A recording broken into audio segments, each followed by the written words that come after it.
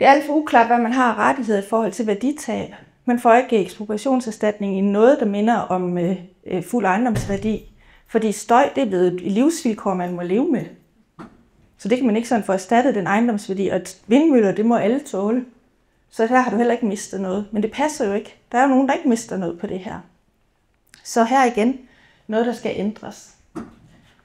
Og så det her med, at man kan blive ved med at træffe den samme beslutning igen og igen, uden sanktion for beslutningstagerne.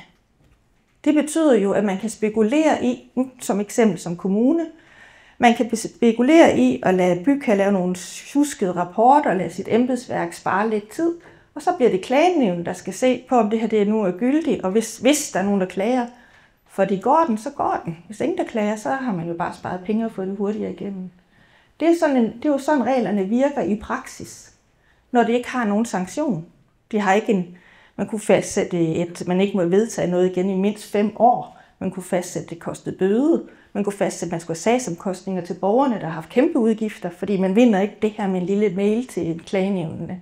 Altså det er klager, der næsten er lige så store som rapporterne, man vinder de her sager på. Det er ikke gratis. Så hvorfor er der ikke nogen sanktion?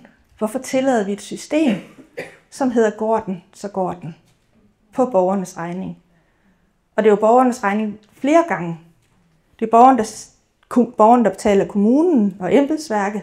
Borgerne, der betaler klagenævnene.